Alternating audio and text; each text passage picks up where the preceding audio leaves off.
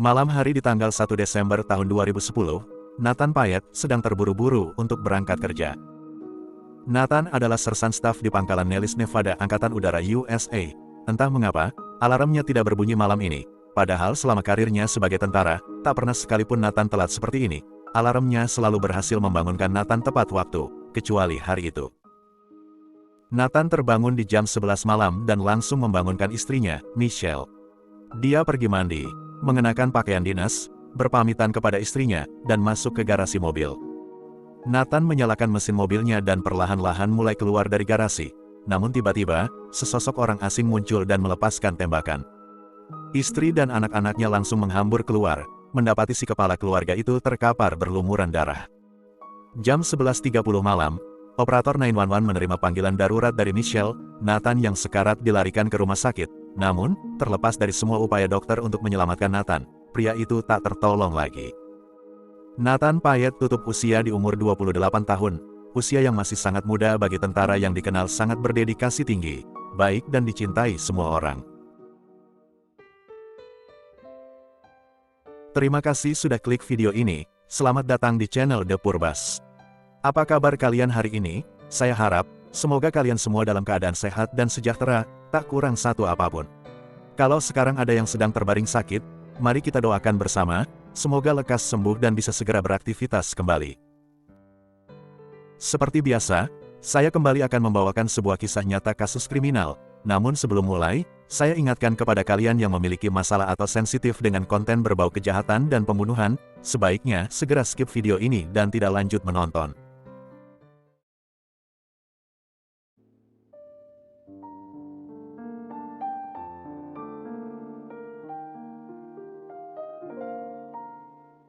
Nathan Joseph Villagomez Payet, lahir pada tanggal 12 Februari tahun 1982, di desa Tamuning, Guam.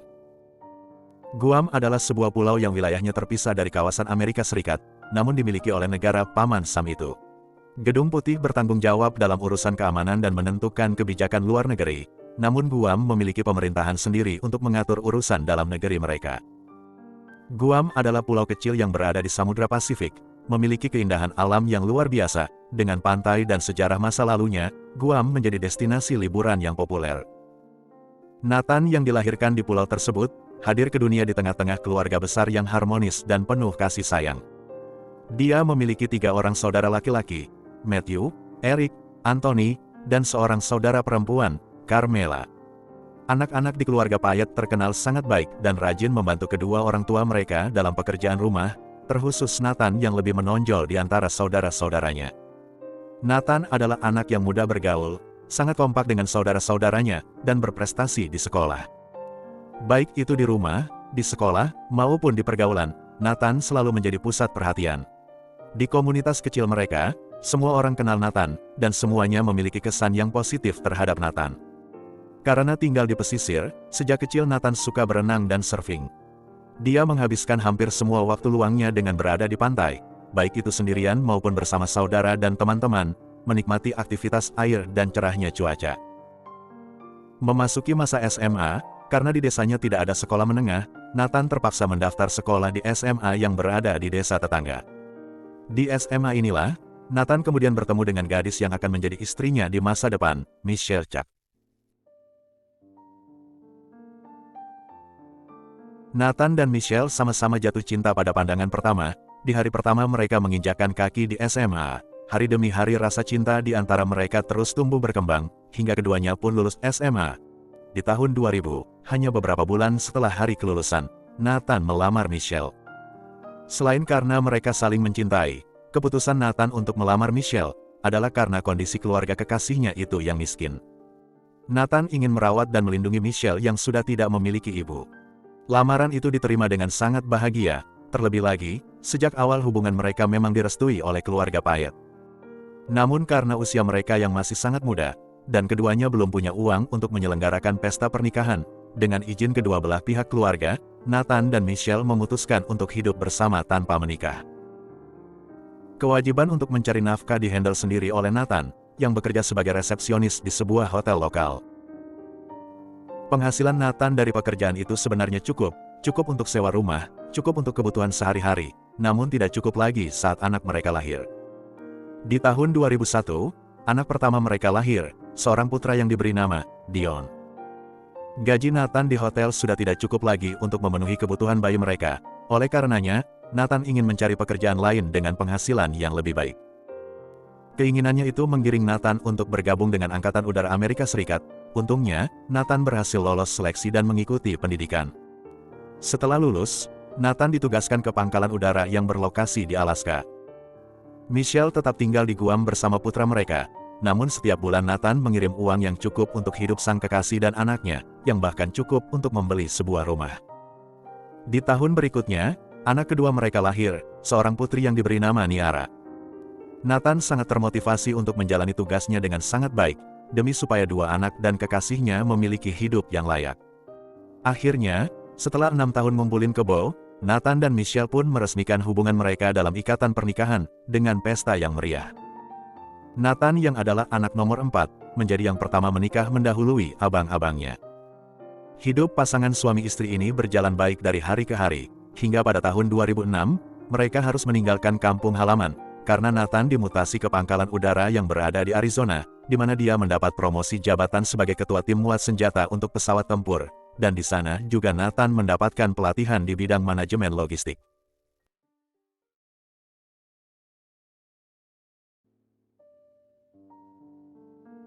Nathan sangat mencintai pekerjaannya dan mencurahkan dedikasi yang tinggi dalam setiap tugas, yang berujung pada promosi berikutnya setahun kemudian. Di tahun 2007, sekali lagi Nathan memboyong keluarganya pindah ke Las Vegas, karena dia menerima mutasi ke pangkalan udara Nellis yang berada di Arizona. Di tempat baru ini, Nathan diposisikan menjadi asisten perwira junior, yang bertanggung jawab atas pasokan spare part pesawat tempur. Seiring dengan meningkatnya karir Nathan, meningkat pula tanggungannya dengan kelahiran anak ketiga dan keempat, Drazen dan Devin. Michelle jatuh cinta dengan Las Vegas, berpikir bahwa kota ini adalah tempat yang tepat untuk mereka menetap. Oleh karenanya, Nathan ingin membahagiakan istrinya itu, dengan membeli sebuah rumah besar, yang DP-nya saja sudah menghabiskan seluruh tabungan mereka. Selain lingkungannya yang nyaman dan aman, rumah baru mereka ini hanya berjarak 30 menit berkendara, dari pangkalan udara tempat Nathan ditugaskan. Karena tabungan sudah habis, kedepannya mereka harus mengencangkan ikat pinggang demi bisa membayar angsuran rumah dan mencukupi kebutuhan mereka sekeluarga. Nathan dan Michelle berpikir tak apalah, untuk sementara, nanti juga gaji Nathan akan naik dan mereka bisa bernafas lebih lega, seharusnya. Namun harapan mereka itu harus bertabrakan dengan kenyataan. Kenaikan gaji Nathan tidak seimbang dengan meningkatnya kebutuhan mereka. Nathan dan Michelle mulai merasa kalau keputusan membeli rumah besar itu adalah sebuah kesalahan. Sebagai kepala keluarga, Nathan tidak mau istrinya pusing masalah keuangan, jadi pada pertengahan tahun 2009, dia memutuskan untuk bergabung dengan pasukan yang dikirim ke Perang Irak.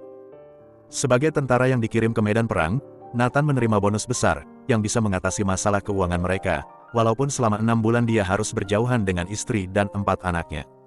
Setelah break singkat, Sersan Nathan Payet memutuskan untuk berangkat lagi ke Irak, demi bisa terus mensupport kebutuhan anak-anaknya, dan istrinya, yang mulai diliputi dengan pikiran-pikiran buruk. Bagaimana kalau terjadi sesuatu dengan suaminya di medan perang? Bagaimana dia bisa menghidupi 4 orang anak tanpa pekerjaan dan penghasilan? Sedangkan selama ini, mereka sudah terbiasa hidup berkecukupan. Michelle tidak bisa membayangkan hidup mereka kelak kalau suaminya kenapa-napa. Oleh karena itu, Michelle mulai membiasakan diri untuk bekerja. Untuk langkah awal, dia bekerja sebagai marketing kartu kredit, sambil mengambil kursus kecantikan, dengan harapan suatu saat dia bisa memiliki bisnis sendiri. Sejak hidup bersama Nathan, Michelle mencurahkan semua waktunya untuk menjadi tunangan yang baik, istri yang baik, dan ibu yang baik bagi anak-anaknya. Namun sekarang, dengan tugas Nathan di Irak, dan dengan pekerjaan yang banyak bertemu orang-orang baru, Michelle mulai merasa kalau selama ini ternyata hidupnya membosankan. Nathan pulang ke Las Vegas 6 bulan sekali. Itu pun hanya beberapa minggu, tidak cukup untuk membersihkan sarang laba-laba di zona kenikmatannya. Dede Michelle masih ingin dibelai, disayang, dan dimanja, jadi Michelle mulai bereksperimen. Karena dari dulu dia selalu menjadi anak baik-baik, Michelle ingin merasakan fase-fase kenakalan remaja yang tertunda. Di antara salah satu rekan kerjanya, ada seorang pria yang mencuri perhatian Michelle, yaitu Michael Rudolph Rodriguez. Lajang berusia 31 tahun, menarik dan tampan menurut Michelle. Walaupun dia tahu bahwa Michael punya catatan kriminal, pernah dipenjara untuk kasus penipuan dan pencurian, tapi kepala botak Michael membuat Michelle geli-geli basah. Michelle yang awalnya hanya mau nakal-nakal sedikit, perlahan-lahan jatuh cinta beneran dengan Michael, hingga mulai mempertimbangkan untuk menceraikan suaminya. Apa gak jahanam ini perempuan, suaminya di medan perang, dia malah selingkuh dan memikirkan untuk bercerai. Lebih jahanam lagi, Michelle kemudian berpikir, lebih baik terus begini, kalau bercerai, dia hanya akan menerima tunjangan yang tidak seberapa. Tapi sebagai istri tentara yang pergi berperang, Michelle bisa mendapatkan semua gaji dan bonus dari suaminya, toh Nathan juga pulangnya 6 bulan sekali. Jadi saat suaminya pulang, Michelle akan melayani Nathan sebaik-baiknya, dan saat Nathan berangkat lagi ke Irak, Michelle bisa bebas selama 6 bulan berikutnya. Di pertengahan tahun 2010, Nathan pulang lagi dari Irak. Sesuai strategi Michelle, dia akan melayani suaminya dengan sangat paripurna, dari ujung rambut hingga ujung kaki. Namun rupanya, sikap Michelle itu membuat Nathan tidak nyaman. Nathan memperhatikan perubahan dalam sikap dan penampilan istrinya yang tidak seperti dulu lagi. Walaupun tidak ada bukti, Nathan merasa kalau perubahan dalam diri istrinya bisa jadi disebabkan oleh kehadiran orang ketiga. Selain itu, Nathan tidak mau meninggalkan anak-anaknya lagi. Takutnya kalau terlalu sering ditinggalkan, anak-anaknya akan tumbuh ke arah yang salah tanpa kehadirannya sebagai ayah. Oleh karena itu, Nathan memutuskan untuk tidak mendaftar lagi sebagai tentara sukarela perang Irak, dan kembali ke posisinya di pangkalan udara di Nevada, yang otomatis, kini mereka hanya bisa bergantung pada gaji Nathan seperti dulu. Nathan sadar kalau gajinya itu tidak mencukupi kebutuhan keluarganya, maka dari itu dia mengambil pekerjaan tambahan sebagai pelatih baseball di sekolah, dan juga kerja sambilan di kasino. Walaupun sudah mengambil 2 pekerjaan sampingan, hasilnya masih belum cukup untuk mengatasi masalah finansial mereka, yang perlahan-lahan mulai berdampak pada hubungan mereka sebagai suami istri. Michelle yang sudah tidak bisa bergerak bebas dengan selingkuhannya, terus mendesak Nathan supaya berangkat ke Irak lagi, dan tentunya supaya penghasilan besar mereka kembali lagi. Namun Nathan sudah bulat keputusannya untuk tidak meninggalkan anak-anaknya lagi. Perdebatan-perdebatan seperti ini menjadi makanan sehari-hari, yang perlahan-lahan membuat ikatan di antara mereka semakin longgar dari waktu ke waktu.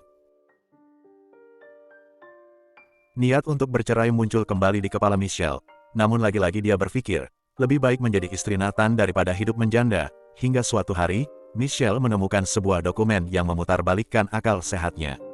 Dokumen itu terkait asuransi jiwa Nathan sebagai tentara, yang menyebutkan bahwa, apabila Nathan meninggal, maka ahli warisnya, dalam hal ini adalah Michelle, akan menerima kompensasi sebesar $650.000.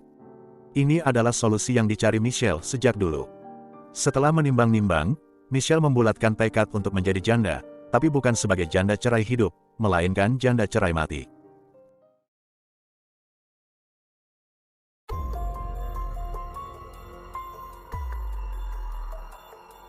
Penemuan dokumen itu, Michelle ceritakan kepada si botak kekasihnya, seraya berkata, ini adalah tiket kita untuk hidup enak, kalau Nathan meninggal, mereka bisa hidup bersama tanpa kekurangan, sudah punya rumah besar, ada tunjangan janda, dan tentunya, ada uang sebesar $650.000. Michael tertarik dengan ide tersebut, dan mereka pun mulai menyusun rencana yang jahat. Namun Michael sadar diri, bahwa target yang akan mereka habisi adalah seorang tentara terlatih, jadi dia harus merekrut seseorang untuk membantunya.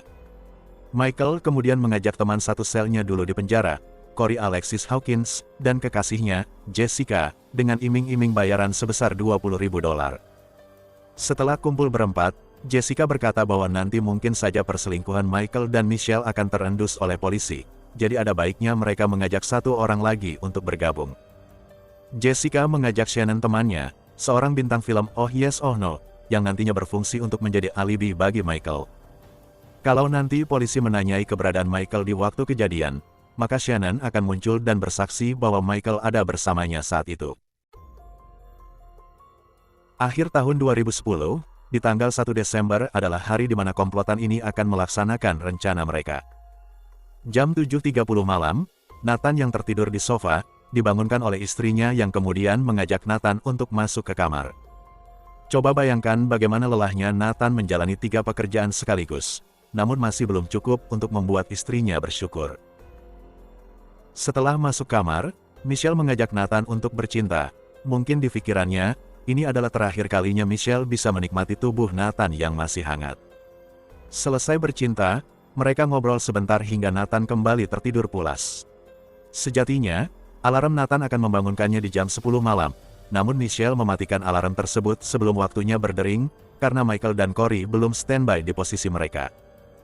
Rencananya, Corey dan Michael akan menembak Nathan saat pria itu keluar untuk pergi bekerja, tapi hingga jam 10 malam, belum ada kabar dari kedua pria tersebut.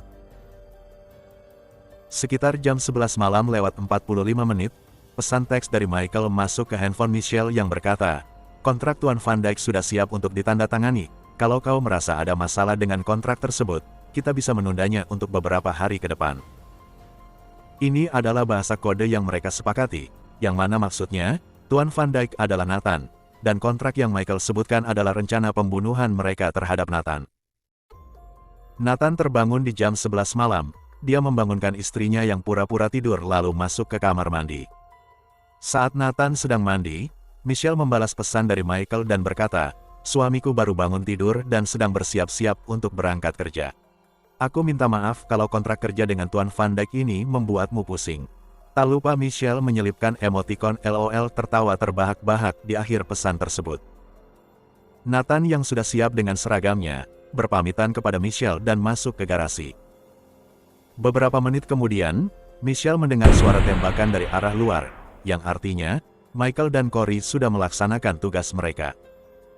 Michelle menghambur keluar kamar menuju halaman depan, yang diikuti juga oleh keempat anaknya, dan mendapati si kepala keluarga sedang berdiri terhuyung hampir jatuh dengan memegangi bagian lehernya. Michelle mencoba untuk menahan tubuh Nathan, namun tidak sempat, karena di detik berikutnya Nathan ambruk ke tanah. Si istri ini berteriak histeris dan mengambil HP suaminya, lalu Michelle menelpon 911.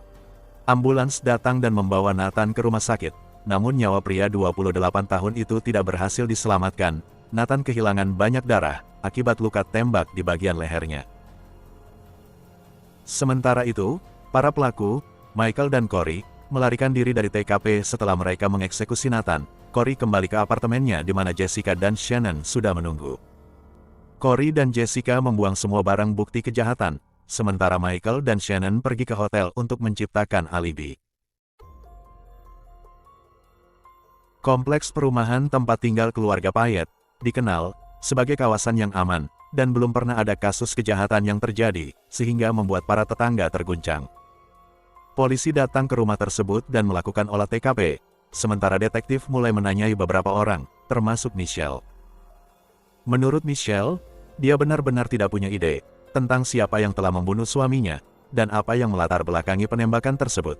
Namun Michelle menyebutkan bahwa belakangan ini kondisi finansial mereka memang sedang bermasalah. Karena kondisi Michelle yang terguncang, dan sempat beberapa kali pingsan saat diinterogasi, detektif pun membebaskan Michelle lalu mulai menggali sisi lain dari korban. Karena saat kejadian tidak ada satupun barang berharga milik Nathan yang hilang, detektif menyimpulkan bahwa pembunuhan tersebut bukanlah aksi perampokan, melainkan aksi pembunuhan yang disengaja dengan motif tertentu. Untuk menggali motif tersebut, handphone Nathan diperiksa, untuk melihat kemungkinan apakah pria itu terkait dengan sindikat kejahatan tertentu. Apakah Nathan memiliki hutang yang besar, atau mungkinkah dia memiliki hubungan gelap dengan orang ketiga. Namun hasil pemeriksaan tersebut malah mengungkap bahwa Nathan adalah pria yang bersih. HP-nya hanya berisi foto-foto keluarga dan kotak pesannya juga hanya berisi percakapan Nathan dengan Michelle dan anggota keluarga yang lain, tidak ada yang mencurigakan.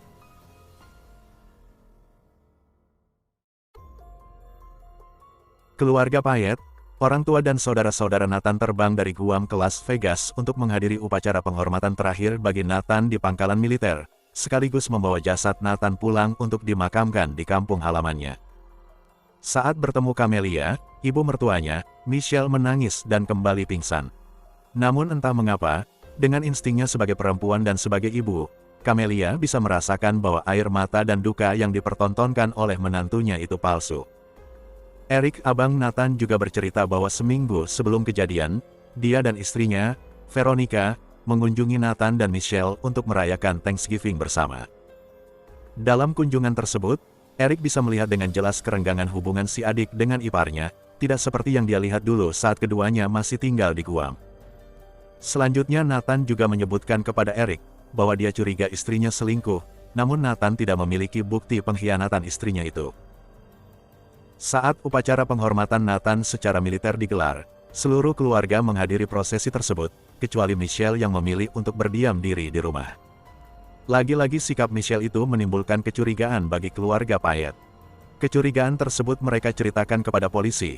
Michelle yang kini sudah lebih tenang, dipanggil lagi untuk menjalani interogasi.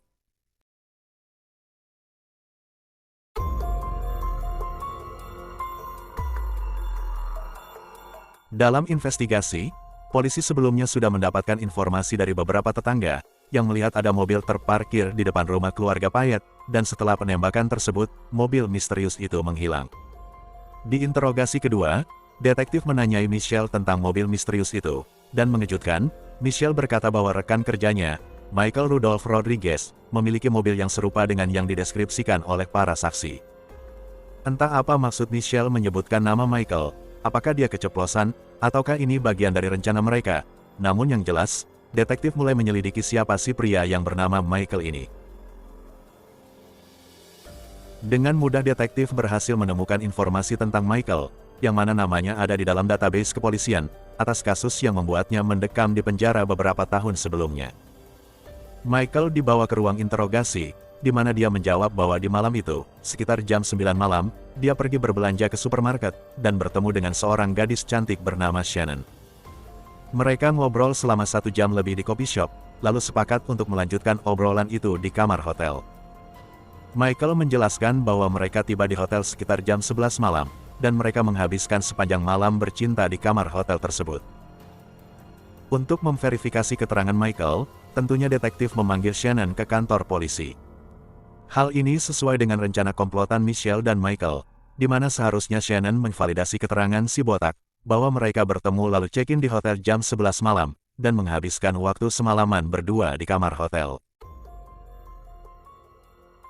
Namun ternyata Shannon tidak mengikuti rencana yang sudah disusun. Wanita ini mengaku pada polisi dan menceritakan skenario yang dibuat oleh Michael, Corey, dan Jessica, temannya. Menurut Shannon, beberapa hari sebelum kejadian penembakan tersebut, dia didatangi temannya, Jessica, dan Corey kekasihnya, yang menawarkan Shannon uang sebesar $1.000 untuk membantu mereka dalam sebuah skenario kejahatan. Lebih lanjut Jessica dan Corey menjelaskan kepada Shannon, bahwa dia hanya perlu memberikan alibi untuk Michael teman mereka, kalau Shannon nantinya ditanyai polisi. Sepengetahuan Shannon, ketiga orang itu ada masalah dengan seorang bandar narkoba, dan mereka akan memberi pelajaran kepada geng tersebut dengan melaporkan transaksi narkoba kepada polisi.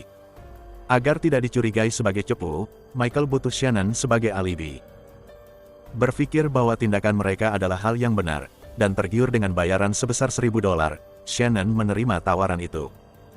Namun ketika sudah berada di kamar hotel berdua dengan Michael, pria itu bercerita dengan bangganya, bahwa dia baru saja membunuh seorang tentara, dan sebentar lagi dia akan kaya raya. Mendengar cerita tersebut, Shannon baru sadar bahwa dia telah diperalat. Shannon ingin segera melaporkan hal itu ke polisi, namun dia takut akan keselamatannya sendiri.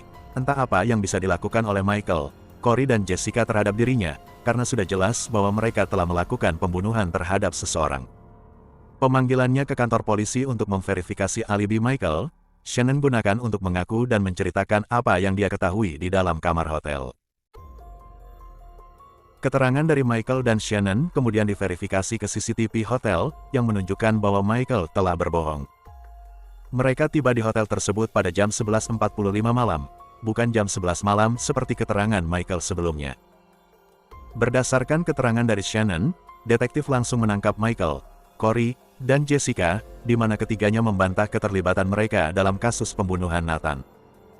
Corey dan Jessica berkata bahwa mereka sama sekali tidak kenal dengan korban, dan tidak ada alasan bagi mereka untuk melakukan pembunuhan tersebut.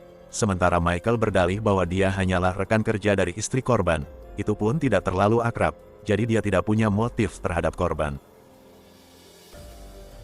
Klaim Michael tentang hubungannya yang hanya sebatas rekan kerja dengan istri korban, terbantahkan, manakala detektif berhasil mengembalikan histori panggilan telepon dan percakapan pesan antara Michael dan Michelle. Terkuak bahwa di antara keduanya terjalin hubungan asmara yang amis sejak beberapa bulan yang lalu. Kini giliran Michelle yang ditangkap dan diinterogasi lagi, di mana kali ini, Michelle memberikan versi keterangan berbeda dengan 3 tersangka lainnya.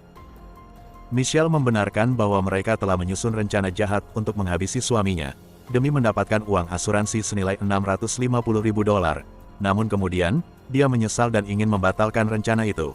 Sementara ketiga rekannya bernafsu untuk meneruskan rencana pembunuhan demi mendapatkan uang. Michelle mengklaim bahwa dia sudah berusaha menggagalkan upaya eksekusi yang akan dilakukan Michael dan Corey, dengan cara mematikan alarm suaminya malam itu, supaya Nathan tidak pergi ke pangkalan militer, karena dia tahu ada bahaya mengancam suaminya di luar rumah. Namun keterangan Michelle ini tidak sesuai dengan fakta yang ada, di mana di malam naas itu, tidak ada upaya dari Michelle untuk menghalangi suaminya keluar rumah, padahal dia tahu persis ada Michael dan Corey yang mengintai di luar. Percakapan pesan terakhir di malam itu, juga makin menegaskan bahwa Michelle tidak pernah berniat untuk menghentikan aksi Michael dan Corey. Dalam pesan balasannya kepada Michael, Michelle seakan-akan mengkonfirmasi bahwa suaminya sudah bangun dari tidur, dan sedang bersiap-siap untuk keluar dari rumah.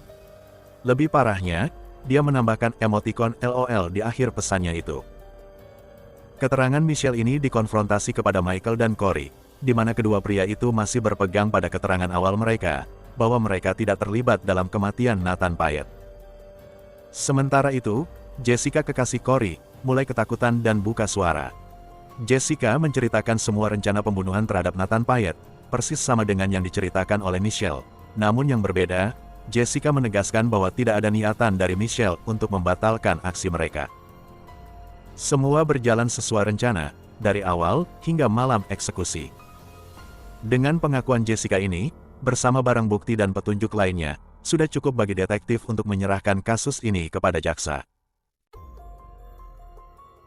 Pada tanggal 8 Desember tahun 2010, seminggu setelah kejadian, Michael Rudolph Rodriguez, Corey Alexis Hawkins, dan Jessica Austin ditangkap tanpa jaminan dan ditetapkan sebagai kaki tangan serta eksekutor dalam konspirasi pembunuhan berencana terhadap Nathan Payet. Sementara keesokan harinya, di tanggal 9 Desember, giliran Michelle Payet yang ditangkap dan ditetapkan sebagai otak dari kasus pembunuhan suaminya sendiri.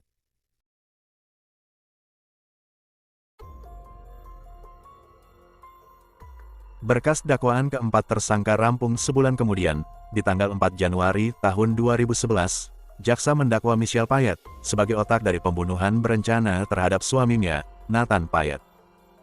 Jessica Austin didakwa atas perannya sebagai kaki tangan dalam kejahatan tersebut, sementara Michael Rudolph Rodriguez dan Corey Alexis Hawkins didakwa dengan pasal pembunuhan dan kepemilikan senjata ilegal.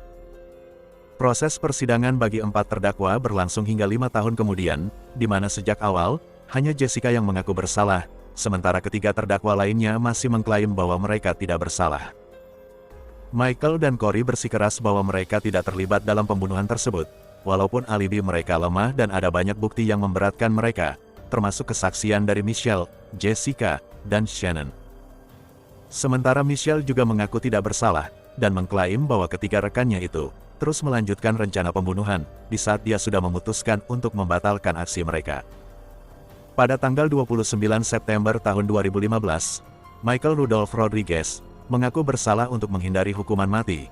Hakim memvonis Michael dengan hukuman penjara seumur hidup, tanpa ada kemungkinan untuk mengajukan pembebasan bersyarat. Corey Alexis Hawkins dan Jessica Austin menerima vonis yang sama di bulan Oktober tahun 2015, hukuman penjara seumur hidup, tanpa ada kemungkinan untuk mengajukan pembebasan bersyarat. Sidang vonis bagi Michelle Payet digelar pada bulan Maret tahun 2016, di mana Michelle masih dengan klaimnya bahwa dia telah membatalkan rencana tersebut, dan tidak tahu bahwa tiga rekannya malah meneruskan rencana. Dalam sebuah kesempatan, Michelle diizinkan untuk memberi pernyataan, di mana dia kemudian berbalik ke arah keluarga Nathan Payet dan berkata, "Aku minta maaf, aku mencintai Nathan dan anak-anak. Aku sempat bingung dan membuat kesalahan besar." Setelah itu Michelle pingsan lagi. Apa gak ada sangobion di Las Vegas itu, pingsan terus si Michelle ini. Jaksa, juri dan hakim tidak percaya dengan air mata Michelle, karena ada begitu banyak bukti yang menunjukkan bahwa Michelle tidak berniat untuk membatalkan rencana pembunuhan tersebut. Michelle Payet kemudian mengubah pernyataannya, mengaku bersalah untuk menghindari hukuman mati. Hakim memvonis Michelle Payet dengan hukuman penjara seumur hidup, tanpa ada kemungkinan untuk mengajukan pembebasan bersyarat. Vonis tersebut juga dipertimbangkan hakim atas permintaan dari keluarga Nathan Payet, yang meminta agar Michelle tidak divonis mati. Hukuman mati terlalu ringan bagi Michelle. Camelia, ibu Nathan, berkata, Michelle akan menjalani siksaan yang lebih menyakitkan, seumur hidup ditinggalkan anak-anaknya, yang tak mau lagi bertemu sang ibu, takut kalau suatu hari sang ibu juga akan membunuh mereka, demi cinta maupun harta. Abang Nathan, Eric Payet, juga memberikan pernyataan, bahwa dia sangat menyayangkan adiknya meninggal karena kekejaman istri sendiri. Menurut Eric, selama ini Nathan hanya memikirkan yang terbaik untuk Michelle dan keempat anak mereka. Namun si istri yang tidak tahu terima kasih malah mengkhianati cinta Nathan, dan membunuhnya dengan cara yang keji.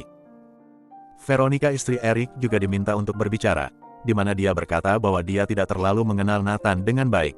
Namun setelah kematiannya, Veronica menjadi saksi bagaimana hancurnya keluarga Payet, betapa sulitnya dia mengobati luka suaminya Eric dan yang lainnya, yang menjalani sisa hidup mereka dengan duka yang mendalam.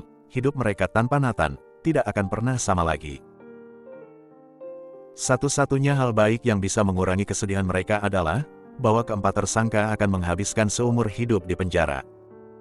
Nathan Payet yang sudah tiada, masih menepati janjinya untuk memberikan hidup yang layak bagi 4 anak-anaknya, di mana uang asuransi sebesar $650.000, kemudian diserahkan kepada anak-anak Nathan. Itulah tadi kisah nyata kasus kriminal kita hari ini. Coba sampaikan pendapat kalian mengenai kasus ini di kolom komentar. Hikmah yang bisa dipetik dari tragedi Nathan Payet, kalau kalian punya asuransi jiwa, jangan kasih tahu siapa-siapa. Terima kasih sudah menonton video ini hingga selesai. Jaga kesehatan selalu, dan sampai jumpa lagi di kisah nyata kasus kriminal berikutnya dari channel The Purbas. Untuk kalian yang nunggu-nunggu update dari Hayati, ini dia sudah ada di sini dari tadi. Sepertinya sudah tidak sabar untuk mengomentari kasus ini. Dedek gak ada komentar untuk cerita ini bang, karena dedek udah gak sabar mau marah-marah sama abang. Kenapa rupanya kau mau marah-marah sama abang yang innocent ini? Kemarin waktu dedek beli sunmol di apotik, si mbak-mbak karyawannya nawarin dedek obat cacing kremian, gratis katanya. Terus sorenya ada mamang-mamang yang ngajakin dedek nonton dangdutan. Setelah dedek nonton video Mitu dan Jasi, baru tahu dedek kalau ini kerjaan abang. Abang tuh cuma khawatir, karena kau sudah lama menghilang, jadi abang bikin pengumuman orang hilang. Khawatir sih khawatir bang, tapi gak juga harus abang umumin kalau dedek kremian. Terus abang bilang mata dedek berbinar-binar kalau lihat jantan, jadi rusak reputasi dedek. Sekarang orang bakal nyebut dedek si Hayati yang kremian. Mana ada lagi jantan yang mau sama dedek? Pasti masih ada, jangan pesimis gitu Hayati, di luar sana, nanti pasti ada jantan yang khilaf. Ya sudah abang minta maaf ya Hayati, yang penting sekarang Hayati sudah nongol lagi. Ngomong-ngomong obat cacingnya sudah kau minum apa belum, manjur nggak? Ish sumpahlah. Untung cuma satu yang modelan abang ini.